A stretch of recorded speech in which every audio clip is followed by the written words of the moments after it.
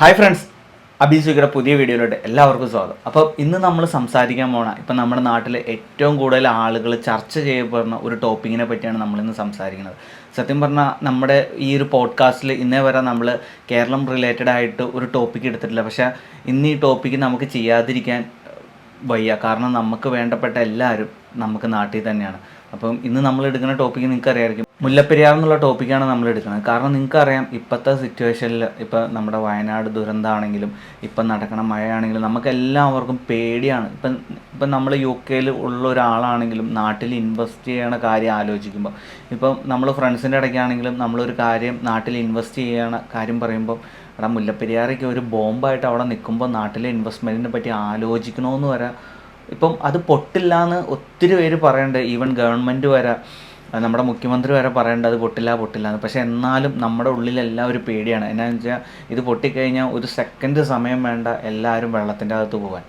അപ്പം നമ്മൾ വയനാട് തന്നെ ഈ ഒരു സംഭവം നടക്കുമെന്ന് നമ്മൾ ആരും പ്രഡിക്റ്റ് ചെയ്തില്ല, പക്ഷേ അത് നടന്നു. അപ്പോൾ അതുപോലെ ഇനിയൊരു ദുരന്തം വരാതിരിക്കാൻ വേണ്ടിയാണ് നമ്മളെയും കൊണ്ട് ഞങ്ങൾ ഇത്രയും ഒരു എത്ര പറയണം 10,000 കിലോമീറ്റർ അപ്പുറം ഇരുന്ന് ഞങ്ങൾ മുല്ലപ്പെരിയാറിനെ പറ്റി ഞങ്ങൾ സംസാരിക്കുന്നുണ്ടെങ്കിൽ നമുക്കെല്ലാവർക്കും നാടിന് അത്ര ഇഷ്ടമാണ്. അതുകൊണ്ടാണ് നമ്മൾ ഈ ടോപ്പിക്കിനെ പറ്റി പറയണത്. ഓക്കെ, നേരത്തേക്കെന്ന് പറഞ്ഞു കഴിഞ്ഞാൽ മഴ പെയ്തുകൊണ്ടിരിക്കുമ്പോൾ നമ്മളെപ്പോഴും പറയുന്ന ഡയലോഗാണ് മറ്റേ മഴ ജോൺസൺ മാഷെ കട്ടൻ കാപ്പി. പക്ഷെ ഇപ്പം എന്ന് പറഞ്ഞു കഴിഞ്ഞാൽ 2018 ശേഷം ഒരു 2 ദിവസം അല്ലെങ്കിൽ 3 ദിവസം കണ്ടിന്യൂസ് ആയിട്ട് മഴ പെയ്ത് കഴിഞ്ഞാൽ പഴയ കട്ടൻ കാപ്പിയല്ല, മനുഷ്യന് ആദിയാണ്, പേടിയാണ്. അതായത് നമ്മൾ നേരത്തെ മഴയെ കണ്ടുകൊണ്ടിരുന്ന ആ ഒരു കൺസെപ്റ്റേ മാറി. മാറിയതിന് കാരണം എന്ന് പറഞ്ഞു കഴിഞ്ഞാൽ നേരത്തെ കേരളത്തിൽ കിട്ടുന്നത് കഴിഞ്ഞാൽ കൂടുതൽ മഴയാണ് പെട്ടെന്ന് നമ്മുടെ അവിടെ വരുന്നത്. അതായത് നമ്മുടെ കാലാവസ്ഥ ഒരുപാട് മാറി. അപ്പോൾ അതനുസരിച്ചുള്ള വെള്ളം കൂടെ നമ്മുടെ കേരളത്തിൽ വരുന്നുണ്ട്. അപ്പോൾ ആ വെള്ളം മുല്ലപ്പെരിയാർ മാത്രമല്ല ബാക്കി എല്ലാ ഡാമിലും ഏതാണ്ട് 87-86 ഡാമുകാണ്ട് കേരളത്തിൽ മാത്രം ഉണ്ടെന്നാണ് പറയുന്നത്. അപ്പോൾ ഏതാണ്ട് 87 ഡാമിലും വന്ന് നിറയുന്നുണ്ട്. അപ്പം ഇത് എല്ലാ മഴക്കാലത്തും അല്ലെങ്കിൽ എന്തെങ്കിലും ഒരു പ്രശ്നം നമ്മുടെ നാട്ടിലോ ഇതുപോലെ പ്രകൃതിയായിട്ടുള്ള എന്തെങ്കിലും വിഷയം അല്ലെങ്കിൽ ലോകത്ത് തന്നെ എവിടെയെങ്കിലും ഒരു ഡാം പൊട്ടുന്ന ഒരു ഇഷ്യൂ വന്നാലോ ഈ മുല്ലപ്പെരിയാർ ഇഷ്യൂ എപ്പോഴും നമ്മുടെ നാട്ടിലൊരു ചർച്ചയായിട്ട് വരുന്നതാണ്. അപ്പോൾ ഇതിലെ പ്രശ്നം എന്താണെന്ന് വെച്ച് കഴിഞ്ഞാൽ ചർച്ചകൾ മാത്രമേ നടക്കുന്നുള്ളൂ. എന്താണ് അടുത്ത സ്റ്റെപ്പ് എന്നുള്ള രീതിയിലോട്ടുള്ള ഒരു എന്താ പറയുക, നമുക്കെല്ലാം ഒരു പ്രത്യാശ നൽകുന്ന ഒരു സ്റ്റെപ്പ് ഇതുവരെ എവിടെയും കണ്ടിട്ടില്ല. എപ്പോഴും ചർച്ചകൾ വരുന്നുണ്ട്, പക്ഷേ ആ ചർച്ചകൾ വരുന്നത് നല്ലതുമാണ്. കാരണം എങ്കിലേ ഈ ഒരുപാട് ചർച്ചകൾ ഇതുപോലെ വന്നെങ്കിൽ മാത്രമേ അധികാരികൾ ഇതിലോട്ടൊരു കണ്ണെങ്കിലും ഓടിക്കുള്ളൂ. കാരണം നേരത്തെ നമ്മൾ ഇതുപോലെ പറ്റി ചർച്ച ചെയ്തുകൊണ്ടാണ് ഈ ഡാം അത്യാവശ്യം ബലപ്പെടുത്താനുള്ള കാര്യങ്ങളൊക്കെ എങ്കിലും ഗവൺമെൻറ് തുടങ്ങിയത്. അപ്പം ചർച്ചകൾ നല്ലതാണ്, ചർച്ചകൾ വന്നുകൊണ്ടേ ഇരിക്കണം. പക്ഷേ ഈ ചർച്ചകൾ മാത്രം പോരാ, നമ്മൾ ചർച്ചകളിന് ശേഷമുള്ള അടുത്ത സ്റ്റെപ്പുകളിലൂടെ വരണം എന്നാണ് എനിക്ക് തോന്നുന്നത്.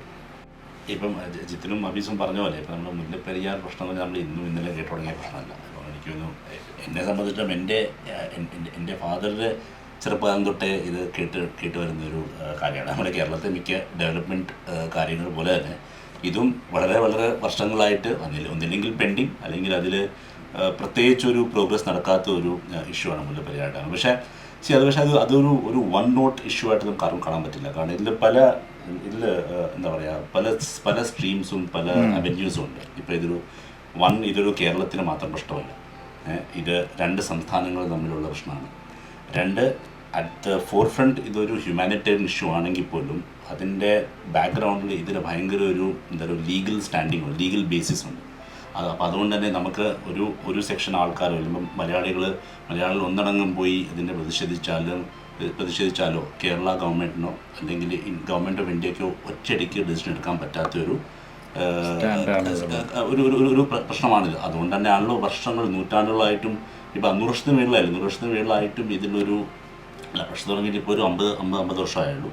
എന്നാലും ഒരു ഡാമിൻ്റെ ഒരു പ്രശ്നം തുടങ്ങിയിട്ട് 50-60 ഇയേഴ്സ്, അപ്പോൾ ഒരു ഹാഫ് എ സെഞ്ചുറി ആയിട്ടും ഇതിനൊരു സൊല്യൂഷൻ കണ്ടെത്താൻ പറ്റാത്തതിൻ്റെ കാരണം എന്ന് പറഞ്ഞാൽ ഇതിൽ പല ഇഷ്യൂസും ഉണ്ട്. ഞാൻ പറഞ്ഞ നേരത്തെ ഹ്യൂമാനിറ്റേറിയൻ ഇഷ്യൂസ് ഉണ്ട്, ലീഗൽ ഇഷ്യൂസ് ഉണ്ട്, പൊളിറ്റിക്കൽ ഇഷ്യൂസ് ഉണ്ട്. എന്താ പറയുക, ആൾക്കാരുടെ ഇപ്പം നമ്മൾ 3 മലയാളികളാണ്. ഇപ്പം നമ്മൾ നോക്കുമ്പോഴത്തേക്കും നമ്മുടെ കേരളത്തിൻ്റെ ഭാഗത്ത് നിന്നാണ് ചിന്തിക്കുന്നത്. ഞാൻ ഉൾപ്പെടെ എൻ്റെ പേരൻസും എൻ്റെ ഏജ് പേരൻസും അവിടെ ഒറ്റയ്ക്ക്, അതും ഏറ്റവും വളരെ മേജർ ഇതായ ലോവർ ബേസിൻ ആലപ്പുഴയിലാണ്, കുട്ടനാടത്താണ് എൻ്റെ പേരൻസ് താമസിക്കുന്നത്. അപ്പോൾ ശരിക്കും ഈ നോർത്തേൺ കേരളയിൽ വീഴുന്ന മഴയുടെ ആ ഒരു ഇനീഷ്യൽ ഇത് കഴിഞ്ഞ് എല്ലാം കൂടി ഒഴുകി വരുന്നത് ഞങ്ങളുടെ ബേസിനിലേക്കാണ്. ഇപ്പോൾ എപ്പോഴും ഈ ഫ്ലഡ്സ് ഉണ്ടാകുമ്പോഴത്തേക്കും Alappuzha one of the major centres ആണ്, അറിയില്ല, കുട്ടനാടൻ Alappuzha one of the major centres ആണ് ഈ ഫ്ലഡ് വരാനുള്ള ഫ്ലഡ് വരാൻ ചാൻസസ് കൂടുതലാണ്. പക്ഷെ എന്നാൽ അപ്പോൾ നമ്മൾ ഇതിൻ്റെ എല്ലാത്തിനും രണ്ട് ഭാഗം ഉണ്ടെന്ന് ഉള്ള പോലെ ഇതിന് രണ്ട് തട്ടുണ്ട്. ഒന്ന് കേരളമാണെങ്കിൽ അപ്പുറത്തെ തമിഴ്നാടുണ്ട്. ഇതിൽ പറയുന്നത് പറഞ്ഞു കഴിഞ്ഞാൽ ഇപ്പോൾ തമിഴ്നാട്ടിന് വെള്ളം വേണം, കേരളത്തിന് സെക്യൂരിറ്റി വേണം, സേഫ്റ്റി വേണം. അതാണല്ലോ നമ്മുടെ മേജർ കൺസേൺ. തമിഴ്നാട്ടിലെ വെള്ളം ഉറപ്പാക്കി കഴിഞ്ഞാൽ അവർ ഉറപ്പായി ഈ സേഫ്റ്റിക്ക് വേണ്ടിയിട്ടുള്ള കാര്യങ്ങൾ നമുക്ക് ചെയ്തു തരും. കാരണം ചെയ്യേണ്ടതാണ്. ഈ മുല്ലപ്പെരിയാർ ഡാം കൊണ്ട് ശരിക്കും കേരളത്തിലാണ് മുല്ലപ്പെരിയാർ ഡാം ഉള്ളതെങ്കിലും നമുക്കത് കൊണ്ട് ഒരു ഗുണവുമില്ല. ബിസിനസ് പരമായിട്ടോ അല്ലെങ്കിൽ കൃഷിപരമായിട്ടോ വെള്ളത്തിൻ്റെ പരമായിട്ടോ ഒരു ബന്ധവുമില്ല, ഒരു ഉപകാരവും ഇല്ലാതെ ഒരു ഡാം അവിടെ ഇരിക്കുന്നു. പക്ഷെ അതുകൊണ്ട് തമിഴ്നാട്ടുകാർക്ക് ഒരുപാട് വെള്ളം കിട്ടുന്നു, അവരവിടെ കൃഷി ചെയ്യുന്നതുകൊണ്ട് നമുക്കിവിടെ ആഹാരം കഴിക്കാൻ പറ്റും. അപ്പൊ അങ്ങനെ ഒരു ഗുണമുള്ളത് കൊണ്ട് ആണ്. പക്ഷെ ഇതില് കേരളത്തിന്റെ സേഫ്റ്റി എന്ന് പറഞ്ഞാൽ ഇപ്പൊ ഞാൻ പറയട്ടെ, ഇത് ഡാം ഉണ്ടാക്കിയ ആള് പറഞ്ഞത് 50 കൊല്ലം പോട്ടെ, ഒരു 60 കൊല്ലം, ഇത് 100 കൊല്ലം കഴിഞ്ഞ് 120 കൊല്ലം കഴിഞ്ഞിട്ട് പിന്നെ നിൽക്കുവാണ്. ഇപ്പോൾ ഒരു സാധനത്തെ എക്സ്പയറി ഡേറ്റ് കഴിഞ്ഞല്ലോ, ഈ സാധനത്തിന്റെ എക്സ്പയറി ഡേറ്റ് കഴിഞ്ഞ് ഇനി ഇത് പൊളിച്ചു മാറ്റാൻ വേണ്ടി പൊളിച്ചു മാറ്റാൻ ചിലപ്പോൾ ഒരു 10, 20, 30 കൊല്ലം എടുത്തേക്കാം. അല്ലെങ്കിൽ പുതിയൊരു ഡാം വേണമെങ്കിൽ 10, 20, 30 കൊല്ലം എടുത്തേക്കാം. എന്ന് തുടങ്ങും ഇവർ ഇതിനുള്ള പണി. ഇപ്പം എന്ത് പ്രതിസന്ധി വന്നാലും നമ്മൾ തരണം ചെയ്യാം. പക്ഷെ നമ്മുടെ ആളുകൾക്കൂടെ ഒരു പ്രശ്നം എന്ന് വെച്ചാൽ വരുന്നതിന് മുമ്പ് നമ്മൾ തടയുന്നില്ല. എല്ലാം കഴിഞ്ഞ് കഴിയുമ്പോഴാണ് നമ്മുടെ ആൾക്കാരെല്ലാം പ്രിക്കോഷൻ എടുക്കുന്നത്. ഇപ്പോൾ കസ്തൂരിരംഗ റിപ്പോർട്ടാണെങ്കിൽ എന്നേ അവതരിപ്പിച്ചതാണ്, റിപ്പോർട്ട് ഓൾറെഡി വെച്ചതാണ്, പശ്ചിമഘട്ടം നശിപ്പിക്കരുത് എന്നുള്ള രീതിയിൽ. അതിൻ്റെ ആഫ്റ്റർ എഫക്റ്റ് ഇപ്പോൾ ഈ വയനാട്ടിലാണെങ്കിലും പ്രളയമായിട്ടും എല്ലാം വരുന്നുണ്ട്. അതായത് നമുക്ക് റിപ്പോർട്ടുണ്ട്, പക്ഷെ നമ്മളതിനെ എങ്ങനെ കാണുന്നു എന്നുള്ളതാണ്. അതാണ് ഇത് വേറെ കാര്യം ജിതിൻ. ഇപ്പോൾ നമ്മൾ ഈ സംഭവം പൊളിച്ച് കളയുക, അല്ലെങ്കിൽ ഇന്ന് വേറൊരു പുതിയ ഡാം കൺസ്ട്രക്ട് ചെയ്യുക എന്ന് പറയുന്നത്, അതെന്താണ് തമിഴ്നാട് അതിനോട്ട് അടുക്കാത്ത എന്നൊരു കാര്യങ്ങളുണ്ട്. ഇത് നമ്മൾ പറയുമ്പോഴത്തേക്ക് ഇത് അഗൈൻ ഇത് രണ്ട് വശമുണ്ട്. തമിഴ്നാടിന് ഈ ഇഷ്യൂ കേരളമായിട്ട് മാത്രമല്ല, അപ്പുറത്തെ കാവേരി ഇഷ്യൂ കർണാടകയുടെ കിടപ്പുണ്ട്. അപ്പം തമിഴ്നാടിൻ്റെ അഗൈൻ ഇത് ഞാൻ പറയും, ഇതൊരു മൾട്ടിപ്പിൾ ഇഷ്യൂസ് ഉള്ളൊരു പ്രോബ്ലമാണ്.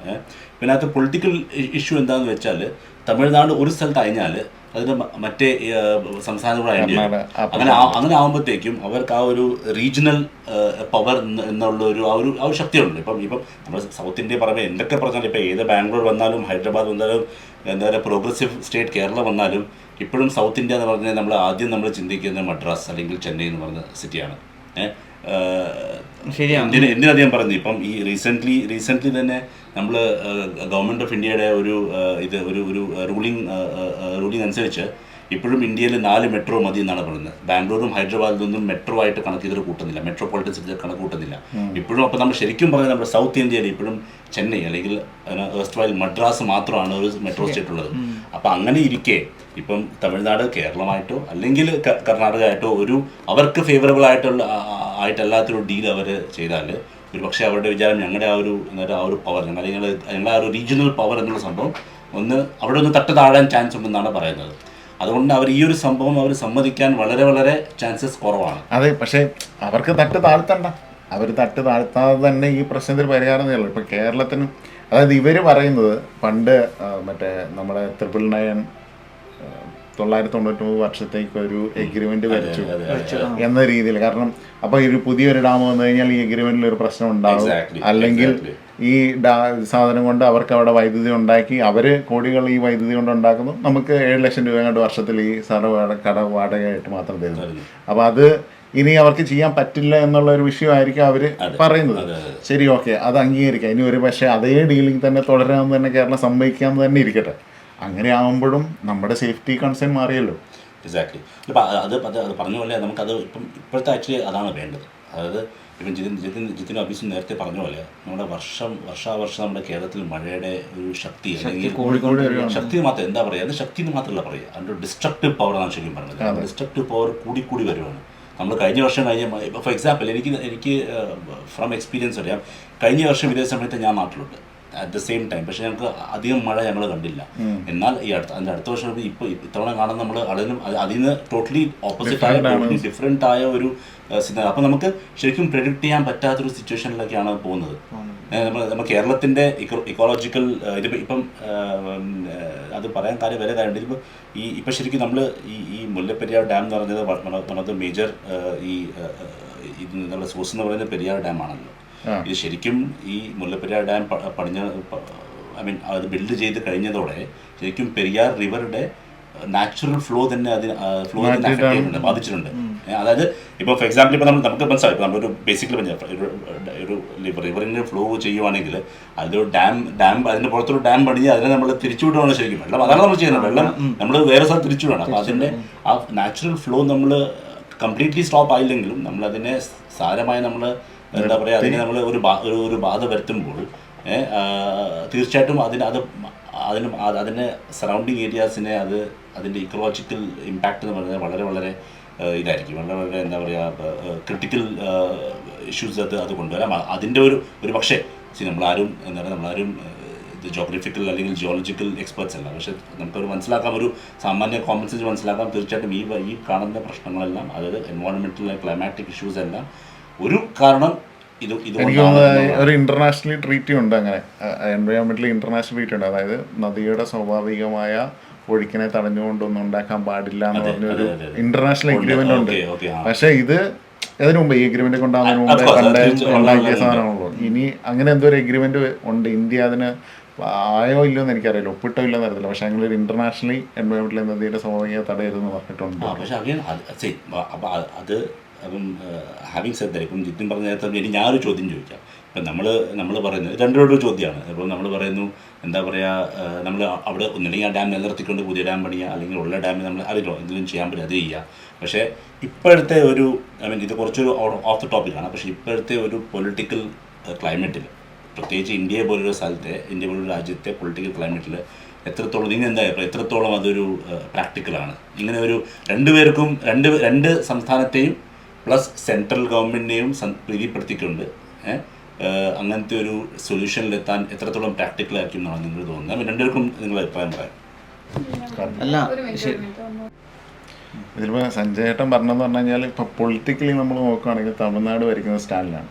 അപ്പോൾ സ്റ്റാലിൻ്റെ ഒരു പൊളിറ്റിക്കൽ പവർ എന്ന് പറഞ്ഞു കഴിഞ്ഞാൽ പുള്ളിയാണ് അവിടുത്തെ എല്ലാ കോൺസ്റ്റിറ്റ്യൂഷനിലും അത്യാവശ്യം സ്റ്റാലിൻ്റെ പാർട്ടിയാണ് കയറി നിൽക്കുന്നത്. അതായത് ഒരു പ്രതിപക്ഷം വളരെ വീക്കായി നിൽക്കുന്ന ഒരു ജയലളിത മരിച്ചോടെ ഇപ്പോൾ പ്രതിപക്ഷം വളരെ വീക്കായി നിൽക്കുന്ന ഒരു സ്ഥിതിയിലാണ് സ്റ്റാലിനുള്ളത്.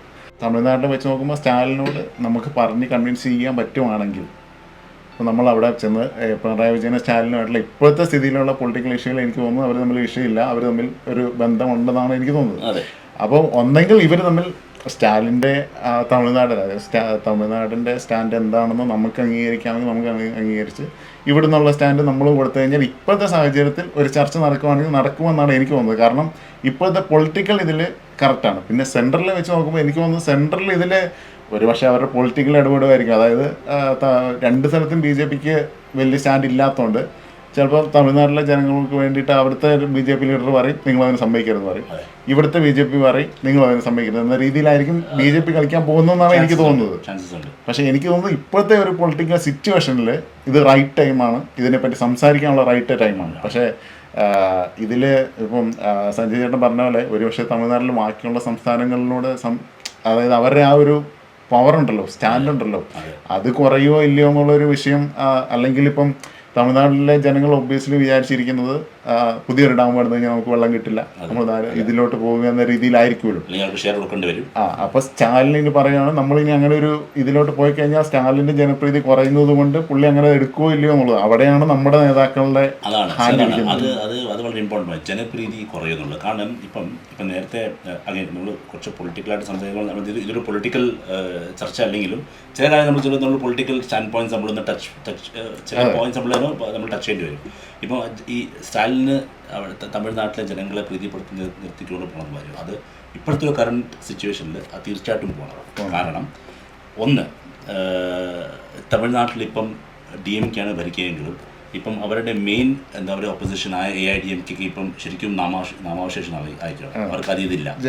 എന്നാൽ BJP are making the right noises അല്ലേ? ഇപ്പോൾ അവിടെ BJP കുറച്ചുകൂടെ ഒരു എന്താ പറയുക ഒരു ഇപ്പോഴും അവരുടെ മെയിൻ ഓപ്പോസിഷൻ അല്ലെങ്കിലും അവിടെ കുറച്ചുകൂടെ അവർക്ക് ഒരു എന്താ പറയുക ഒരു ഇൻഫ്ലുവൻസ് വരുത്താൻ പറ്റിയിട്ടുണ്ട്, ഇൻഫ്ലുവൻസ് സ്റ്റാർട്ട് ചെയ്യാൻ പറ്റിയിട്ടുണ്ട്. അറ്റ് ദ സെയിം ടൈം സ്റ്റാലിനറിയാം കേരളത്തിൽ ഓൾറെഡി BJPക്ക് ഒരു സീറ്റ് കിട്ടി. അപ്പം കേരളത്തിൽ കിട്ടിയെങ്കിൽ it not be long before തമിഴ്നാട്ടിലും കിട്ടാൻ അത്തരം കാലതാമസമില്ല if it doesn't play the right cards. അതൊന്ന്. രണ്ടാമെന്ന് പറഞ്ഞാൽ നമ്മൾ ശ്രദ്ധിക്കണം, തമിഴ്നാട് എപ്പോഴും ഒരു കർഷക സ്റ്റേറ്റാണ്.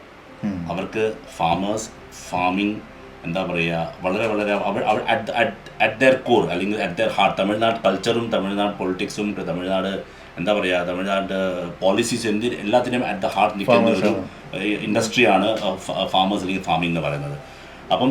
അപ്പം ഇത് മെയിൻലി യൂസ് ചെയ്യുന്നത് ഒബ്വിയസ്ലി ഹൈഡ്രോ ഇലക്ട്രിക് പവറിന് വേണ്ടിയാണ് ചെയ്യുന്നതെങ്കിലും ഇത് ഏറ്റവും അധികം യൂസ് ചെയ്യുന്ന ക്വാണ്ടിറ്റി എനിക്കറിയില്ല, പക്ഷേ അറ്റ്ലീസ്റ്റ് ഒരു ഇൻഫ്ലുവൻസ് എന്ന രീതിയിൽ ഏറ്റവും അധികം ഇത് മുല്ലപ്പെരിയാർ വെള്ളം യൂസ് ചെയ്യുന്നത് ഫാമിങ്ങിന് വേണ്ടിയാണ്. അല്ല, അത് ബിസിനസ്സിൽ അതല്ലെങ്കിൽ പ്രോഫിറ്റ് വൈസ് നോക്കുമ്പോൾ ഒബ്വിയസ്ലി ഇത് ഹൈഡ്രോളിക് പവറിന് വേണ്ടി മാത്രമാണ് തമിഴ്നാട് കമേഴ്ഷ്യലി. അതായത് ഫ്രണ്ടിൽ വെക്കുന്നത് അവർ കർഷകർക്ക് കൊടുക്കുന്നതാണെങ്കിലും ബാക്കിൽ ഇതാണ് നടക്കുന്നത്. അതുകൊണ്ടാണ് തമിഴ്നാടിനെ എതിർക്കുന്നത്. പക്ഷേ ഞാൻ പറയുന്നത് ഇപ്പം തമിഴ്നാടിൻ്റെ ഒറിജിനൽ റീസൺ ഇതാണ്. പക്ഷെ എനിക്ക് തോന്നുന്നത് ഇപ്പോൾ തമിഴ്നാട്ടിലെ ജനങ്ങളെ പറഞ്ഞ് മനസ്സിലാക്കുവാണ് നിങ്ങൾക്ക് വെള്ളം കിട്ടുമെന്ന് പറഞ്ഞു കഴിഞ്ഞാൽ ഉറപ്പായിട്ട് അവർ തരും. അതായത് ഞാനിപ്പോൾ ആ ഒരു ഇത് റിസർച്ച് നടത്തിയതിൽ എനിക്ക് തോന്നുന്നു 130 അടി ഉണ്ടെങ്കിൽ തമിഴ്നാടിന് വെള്ളം കൊണ്ടുപോകാം. പക്ഷെ തമിഴ്നാട് പറയുന്നത് 162 അടി ആക്കണമെന്നാണ്. മാക്സിമം കപ്പാസിറ്റി ഇല്ല. കാരണം അതായത് അവരുദ്ദേശിക്കുന്നത് ഇനി ഒരു പക്ഷേ കേരളത്തിൽ മഴ നിന്ന് വെള്ളം താന്നു പോയാലും ഇവര് അവിടെ കൊണ്ടുപോയി വെച്ചിട്ടുണ്ടാവുമല്ലോ വെള്ളം. അപ്പം അതൊരു കരുതൽ ഇതായിട്ടാണ് നിൽക്കണം. അതുകൊണ്ടാണ് ഒരു 142 അടിയിൽ കൊണ്ട് നിർത്തണം എന്ന് അവർ പറയുന്നത്. ഇവർക്ക് ഈ കൃഷിക്ക് ആവശ്യമാണെങ്കിൽ ഈ 132 അടിയിൽ മാത്രം മതി വെള്ളം. ആ വെള്ളം ഉറപ്പായിട്ട് അവർക്ക് ഉപയോഗിക്കാൻ തോന്നും. പക്ഷേ അത് തന്നെയല്ല പൊളിറ്റിക്കലി വെച്ച് നോക്കുമ്പോൾ എനിക്ക് തോന്നുന്നത് സ്റ്റാലിൻ അവരുടെ ആ ഇലക്ഷൻ്റെ ആ സമയത്ത് വന്ന് നമ്മുടെ വെള്ളം 142 ആക്കും എന്ന രീതിയിലാണ് പുള്ളി എഴുതി കൊടുത്തിട്ടാണ് കയറിയിരിക്കുന്നത്. കാരണം ഇതാണ് അവർ ഫ്രണ്ട് വെക്കുന്നത്. 142 അടി ആയി കഴിയുമ്പോൾ എന്താണ്, ഇവിടെ ഒരിക്കലും വെള്ളം പാഴാവില്ല, എപ്പോഴും വെള്ളം ഉണ്ടാവും. അതുകൊണ്ട് 142 അടിയിൽ ഞങ്ങളാക്കും എന്ന രീതിയിലാണ് പറഞ്ഞത്. അതായത് കർഷകർ എപ്പോഴും വെള്ളം കിട്ടും എന്ന രീതിയിലാണ്. പക്ഷേ ഇതിൻ്റെ ബാക്കിലുള്ള ബിഹൈൻഡ് നമ്മുടെ ഹൈഡ്രോളിക് പവറിന് വേണ്ടിയിട്ട് വെള്ളം വേണമെന്നുള്ള രീതിയിലാണ് ബിസിനസ്. പിന്നെ ഇപ്പോൾ പറയുകയാണെങ്കിൽ ഇപ്പോൾ പിന്നെ നമ്മുടെ ഈ മലയാളി സമൂഹത്തിനോട് പറയുകയാണെങ്കിൽ ഇപ്പോൾ നമ്മൾ കേരളം എടുക്കുകയാണെങ്കിൽ തന്നെ ഇപ്പോൾ 2018 പ്രളയം വന്നു. എന്തും നമ്മൾ ഇപ്പോൾ വയനാടാണെങ്കിലും എന്തും നമ്മൾ ഓവർകം ചെയ്യാൻ നമ്മുടെ ആൾക്കാർ അടിപൊളിയാണ്. പക്ഷേ ഇത്രയും സപ്പോർട്ട് വേറെ രാജ്യത്തോ അല്ലെങ്കിൽ വേറെ എവിടെയോ കിട്ടുമെന്നറിയില്ല.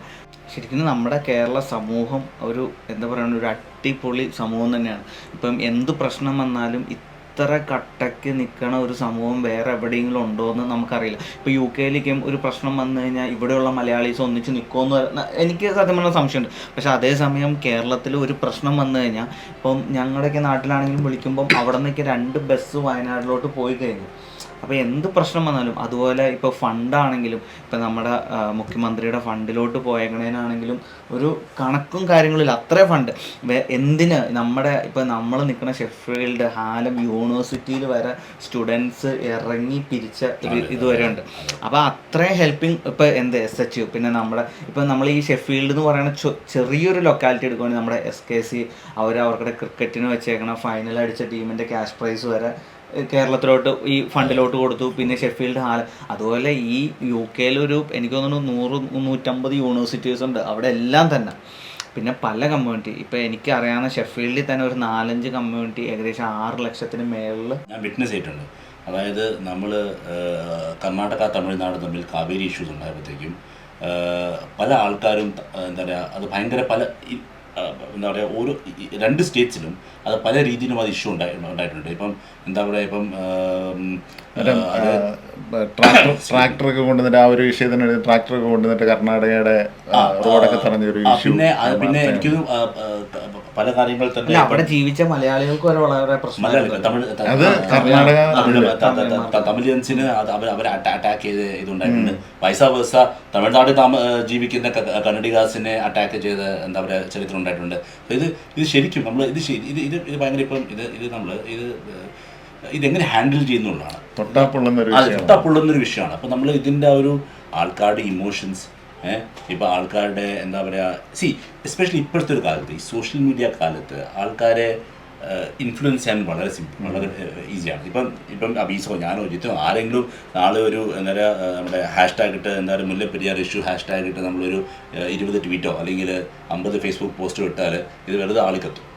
നമ്മളൊന്നും ചെയ്യണ്ട. അല്ലെങ്കിൽ ഒരാൾ അനോണിമസ് ആയിട്ട് ഇനി മുതൽ പുതിയ ഡാം പണിത് ചെയ്യുമ്പോൾ ഞങ്ങൾ വെള്ളം തരില്ല എന്ന് വെറുതെ ഇട്ടാൽ മതി. അപ്പം ഇത് അത്ര ഒരു വോളറ്റൈൽ ആയിട്ടുള്ള ഒരു നമ്മൾ ഇത് ടോപ്പിക്കും വോളറ്റായിട്ടുള്ള സിറ്റുവേഷനാണ് ഇപ്പം പ്രത്യേകിച്ച് ഇന്ത്യ എന്ന് പറയുന്നത്. അപ്പം നമ്മൾ വളരെ ഒന്നില്ലെങ്കിൽ നമ്മൾ നേതാക്കന്മാർ, രണ്ട് സംസ്ഥാനത്തെ നേതാക്കന്മാരും എന്താ പറയുക ഡിസൈഡ് ചെയ്ത് നമ്മൾ തമ്മിൽ ചർച്ച ചെയ്ത് നമ്മളൊരു ഡിസിഷൻ എടുക്കും. നമ്മൾ ഒറ്റക്കെട്ടായി നമ്മൾ ഡിസിഷൻ എടുത്ത് നമ്മുടെ പബ്ലിക്കിനോട് നമ്മളത് അനൗൺസ് ചെയ്യും. എന്തെങ്കിലും ആ ഒരു ഡിസിഷൻ എടുക്കുക. അതുമല്ലെങ്കിൽ അവർ എന്താ പറയുക, ഇപ്പം ഇന്ത്യ ഗവൺമെൻറ് സെൻട്രൽ ഗവൺമെൻറ്റിനെ ഇടപെടുത്തി ഇപ്പം നമ്മുടെ ഇതിനെക്കുറിച്ച് അറിയാവുന്ന ഇതിനെക്കുറിച്ച് ആധികാരികമായിട്ട് പഠനം ചെയ്ത എത്രയോ ആൾക്കാരുണ്ട്, എത്രയോ സുപ്രീം കോടതി ജഡ്ജസ് കാണും, അഭിഭാഷകന്മാർ കാണും, എല്ലാവരും കാണും. അവരെ ഇൻവോൾവ് ചെയ്ത് ഇതിനൊരു ഡെഫിനറ്റീവായിട്ടൊരു ഇത് എന്താ പറയുക ഒരു സൊല്യൂഷൻ കണ്ടെത്തുക. അത് കഴിയാത്ത ഭാഗം ഇങ്ങനെ ഇഷ്യൂസ് ഓരോ വർഷം ഇങ്ങനെ ഇഷ്യൂസ് വന്നുകൊണ്ടിരിക്കും. നമ്മൾ എന്താ പറയുക, നമ്മൾ കേരളത്തിലെ സെയിം നമ്മളിപ്പോഴും ഭയന്നും പേടിച്ചും നമ്മളിരിക്കും ഓരോ മഴ വരുമ്പോഴും. ആൻഡ് എന്താ പറയുക, തമിഴ്നാട്ടിൽ വെള്ളം കിട്ടില്ല എന്നൊരു ഫിയർ മോങ്ങറിങ് അവിടെ സ്പ്രെഡ് ആയിക്കൊണ്ടിരിക്കും. സോ ഇതിന് എന്താ പറയുക ഒരു ഡെഫിനറ്റീവ് സൊല്യൂഷൻ എന്ന് പറഞ്ഞാൽ ടു ബി ഓണസ്റ്റ് ഇപ്പോഴത്തെ ആ കാലത്തെ ഗവൺമെൻറ്റിനെ മാത്രമേ എടുക്കാൻ പറ്റുള്ളൂ എന്നുള്ളതാണ് ശരിക്കുള്ള സത്യം. പിന്നെ എനിക്ക് തോന്നുന്നത്, അതായത് ഇപ്പം നമ്മൾ ഡാം മറ്റേ തമിഴ്നാട്ടിലെ ജനങ്ങളോട് പറഞ്ഞ് പഠിപ്പിച്ചിരിക്കുന്നത് അവർക്ക് ഒരിക്കലും വെള്ളം കിട്ടില്ല എന്ന രീതിയിലാണ്. കാരണം അല്ലെങ്കിൽ പിന്നെ ഈ ഡാം ഇപ്പോൾ പൊട്ടിച്ച് കളഞ്ഞ് പുതിയൊരു ഡാം പണിതുകൊണ്ട് അവർക്കാണ് ഗുണങ്ങൾ. അല്ലെ, ഇപ്പൊ ഈ ഡാം ഒരു ദിവസം സുപ്രഭാതത്തിൽ പൊട്ടിക്കഴിഞ്ഞ് കഴിഞ്ഞാൽ നമുക്കുണ്ടാകുന്ന അതേ നഷ്ടം അതുപോലെ തന്നെ അവർക്കുണ്ടാവും. നമുക്ക് കുറച്ച് കൂടുതലുണ്ടാവും, പക്ഷെ അവർക്ക് വെള്ളം കിട്ടാതെ പഴയ രീതിയിലോട്ടാവും. എനിക്ക് തോന്നുന്നു ആ ഒരു, അതായത് അവരെ പറഞ്ഞു വെച്ചിരിക്കുന്നത് നിങ്ങൾക്ക് വെള്ളം കിട്ടില്ല എന്ന രീതിയിലുള്ള കുറേ കുപ്രചരണങ്ങളൊക്കെ ഉണ്ടായി കാണുമായിരിക്കും. കാരണം അല്ലെങ്കിൽ പിന്നെ നമ്മളിപ്പോൾ തമിഴ്നാടിൻ്റെ ഭാഗത്തു നിന്ന് ചിന്തിക്കുമ്പോൾ ഇവരുടെ വെള്ളം കിട്ടുന്നില്ല എന്നുള്ളതാണ് അവരുടെ വിഷയം. പക്ഷേ ലോങ് ടൈമിലോട്ട് ചിന്തിക്കും, ഈ ഡാം പൊട്ടിക്കഴിഞ്ഞാൽ ഇവർക്ക് വെള്ളം കിട്ടും, ആ ഒരു ഇതിലോട്ട് ചിന്തിക്കുന്നില്ല. എനിക്ക് തോന്നുന്നത് അപ്പം പൊളിറ്റിക്കലി വന്നു കഴിയുമ്പോൾ ഈ എഗ്രിമെൻറ്റിൻ്റെ വിഷയം എല്ലാം കൂടെ ആയിരിക്കുമ്പോൾ ഈ ഡാം എങ്ങനെ തുടരുന്നു അങ്ങനെ തുടരുകയാണ് അവർക്ക് നല്ലത്, അല്ലെങ്കിൽ പൊളിറ്റിക്കലി അല്ലെങ്കിൽ ബിസിനസ് പരമായി തമിഴ്നാട്ടിന് നല്ലത്. അതുകൊണ്ടാണെന്ന് തോന്നുന്നു എനിക്ക് തോന്നുന്നത് ഇത് അധികം മുന്നോട്ട് പോവാത്തത്. സത്യം പറഞ്ഞാൽ ഒരു ഡാം പണിയാന്നുള്ള ഒരു ഡിസിഷൻ എടുത്താലും ഒരു ഡാം പണിയാന്ന് പറഞ്ഞാൽ നിസ്സാര കാര്യമല്ലല്ലോ. ഒരു 10 to 15 വർഷം എടുക്കുന്ന ഒരു പരിപാടിയല്ലേ ഇത്. അപ്പോൾ ഇപ്പോഴെങ്കിലും ഒരു തീരുമാനം എടുത്ത് നമ്മുടെ നാട്ടിൽ എന്താ ഒരു പ്രശ്നം എന്ന് വെച്ച് കഴിഞ്ഞാൽ, ഇപ്പം ഈ ഒരു വയനാട് പ്രശ്നം ഉള്ളതുകൊണ്ടാണ് ഇപ്പോൾ മുല്ലപ്പെരിയാർ പൊങ്ങി വന്നേക്കുന്നത്. ഇനി കുറച്ച് കഴിയുമ്പോൾ ഇതൊന്നും ഡൗൺ ആയി പോകും. ഇപ്പോൾ സത്യം പറഞ്ഞാൽ ഇപ്പോൾ നമ്മളിപ്പോൾ യൂട്യൂബ് തുറന്നു നോക്കിയാലും എല്ലാവരും ചെയ്യുന്ന ഒരു ടോപ്പിക്കാണ് ഈ മുല്ലപ്പെരിയാർ. അത് ഈ ഒരു സമയത്ത് ഇനി കുറച്ച് നാൾ കഴിയുമ്പോൾ ഇത് പോകും. പിന്നെയും ഒരു ദുരന്തം വരാൻ വേണ്ടി കാത്തു നിൽക്കുവാണ് പിന്നെ ഈ മുല്ലപ്പെരിയാർ എന്നുള്ളൊരു ടോപ്പിക്ക് പൊങ്ങി വരാൻ വേണ്ടി.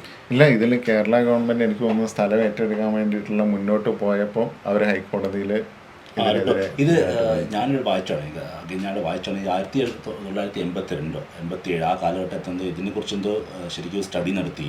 ഇവിടെ നിന്ന് ഒരു down stream towards Tamil Nadu down stream ഒരു 1.5 കിലോമീറ്റർ എന്തോ ഒരു അവർ എന്തോ തുരങ്കോ പിന്നെ അങ്ങനെ അവിടെ ഫീസിബിലിറ്റി സ്റ്റഡി നടത്തിയാണ്. അങ്ങനെ അവിടത്തെ ഫീസിബിൾ ആണെന്ന് കണ്ടെത്തിയാന്ന് എനിക്ക് എൻ്റെ ഒരു ഓർമ്മ ശരിയാണ്. ഞാൻ ഇവിടെ വായിച്ചാണ്, എനിക്കറിയില്ല. അപ്പം പക്ഷേ എന്തോ കാരണം കൊണ്ട് അത് പിന്നെ അത് ഉപേക്ഷിക്കുമായിരുന്നു.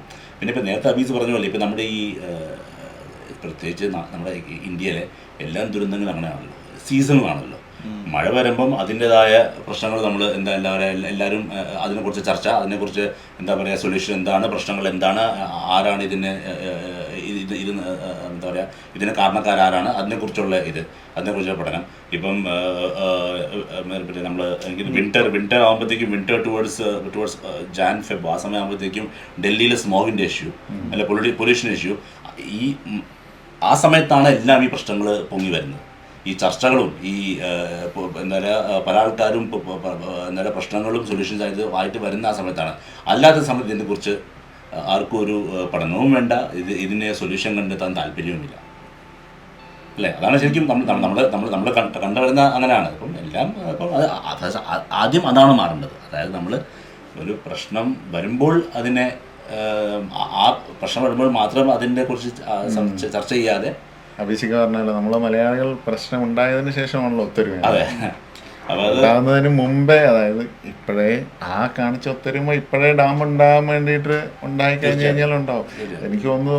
പിന്നെ എനിക്ക് തോന്നുന്നത് അതായത് ഒരു 2018 ആ സമയത്ത് ഇതിനെതിരെ ഭയങ്കര ഒരുപാട് ഇത് ഉണ്ടായതാണ്. അതായത് പ്രക്ഷോഭങ്ങൾ, ഡാം പുതുക്കി പണിയണം, അതാണ് ഇതാണെന്നൊക്കെ പറഞ്ഞ് ഒരുപാട് ഇതുണ്ടായിരുന്നു. പക്ഷേ ആ സമയത്ത് ഒരുപാട് പൊളിറ്റിക്കൽ പാർട്ടീസ് ഇതിനെ ഇടപെട്ട് അവിടുത്തെ പ്രദേശവാസികളാണ് ഇത് തുടങ്ങി വെച്ചത്.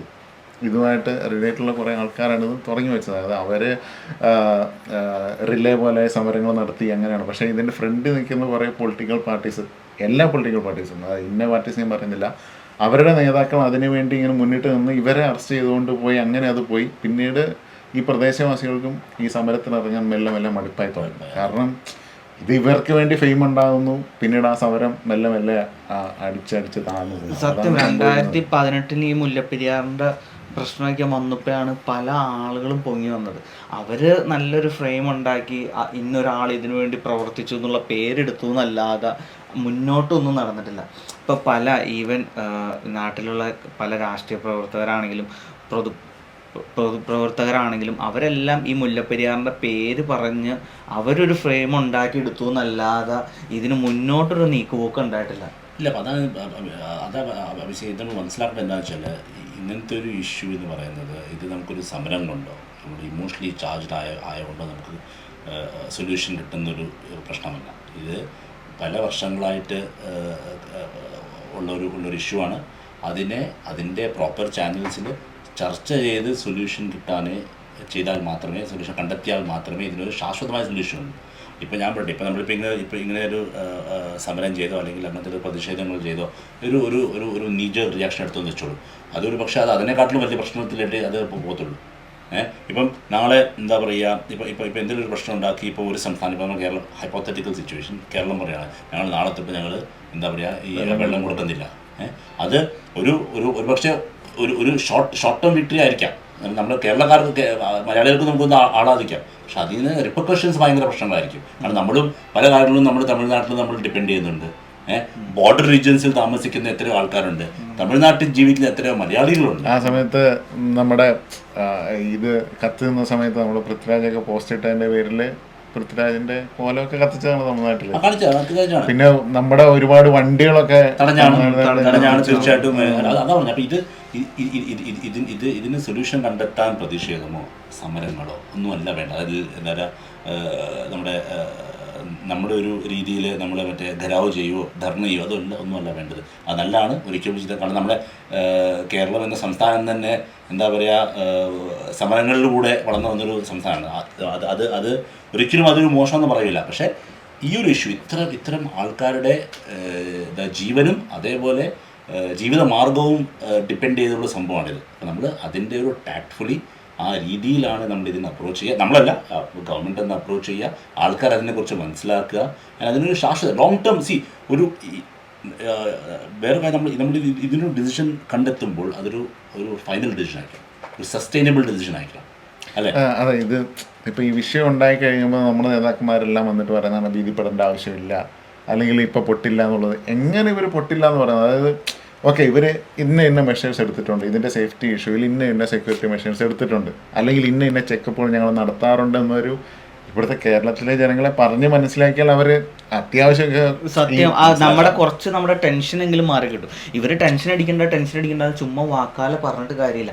നമുക്കൊരു പ്രൂഫായിട്ട്, അല്ലെങ്കിൽ ഇങ്ങനെ ഒരു ഇൻസ്പെക്ഷൻ പോയി, അല്ലെങ്കിൽ ഇന്ന ആളുകൾ വന്ന് കണ്ടു, ഇത് കോടതിയിൽ നിന്നുള്ള സ്റ്റേറ്റ്മെൻറ്റ് അല്ലെങ്കിൽ അതിൻ്റെ സ്റ്റേറ്റ്മെൻറ്റ്, അത് നമ്മുടെ ജനങ്ങളിലോട്ട് എത്തിക്കുവാണെങ്കിൽ തന്നെ നമുക്ക് കുറച്ച് ടെൻഷൻ ഇല്ലാതെ കിടന്നുറങ്ങാം. സത്യം പറഞ്ഞാൽ ഇപ്പോൾ ഞാൻ എറണാകുളം മൂവാറ്റുപുഴക്കാരനാണ്. ഇപ്പോൾ എനിക്ക് നാട്ടിൽ ഇൻവെസ്റ്റ് ചെയ്യാൻ പേടിയാണ്. നമ്മളൊരു ഇൻവെസ്റ്റ്മെൻറ്റ് ചെയ്യണത് ലോങ് ടൈം ഇൻവെസ്റ്റ്മെൻറ്റാണ്. ചിലപ്പോൾ ഈ പറഞ്ഞ പോലെ ഡാം പൊട്ടാതിരിക്കാം. നമ്മൾ ഇൻവെസ്റ്റ് ചെയ്യണത് നമ്മൾ ഇവിടുന്ന് ഒരു 10 വർഷം കഴിഞ്ഞ് പോകുമ്പോൾ അത് അവിടെ കാണണമെന്ന്. പക്ഷേ ഈ 10 വർഷം കഴിയുമ്പോൾ നമ്മുടെ സിറ്റുവേഷൻ ഇപ്പോൾ ഈ പറഞ്ഞ പോലെ ഒരേ വർഷം കൂടുന്തോറും നമ്മുടെ നാട്ടിലെ മഴയുടെ സിറ്റുവേഷൻ ആണെങ്കിലും എല്ലാം കൂടി നമ്മൾ കാണാത്ത സംഭവങ്ങളാണ് നാട്ടിൽ കണ്ടുവരുന്നത്. ഇതൊന്നും നമ്മൾ എക്സ്പീരിയൻസ് ചെയ്യാത്ത സംഭവമാണ്. അപ്പം എങ്ങനെ നാട്ടിൽ ഇൻവെസ്റ്റ് ചെയ്യാന്നുള്ളത് നമുക്ക് പേടിയാണ്. സത്യം പറഞ്ഞാൽ എനിക്ക് തോന്നുന്നു ഈ നാട്ടിൽ നിന്ന് എല്ലാവരും ഇപ്പോൾ നമ്മൾ പെട്ടെന്ന് ഇന്ത്യ എന്ന് പറയുന്ന ഒരു രാജ്യം എടുത്തു നോക്കുവാണെങ്കിൽ ഈ കഴിഞ്ഞ ഒരു മാസം തന്നെ ഇന്ത്യയിൽ നടന്ന സംഭവങ്ങൾ എന്തൊക്കെയാണ്?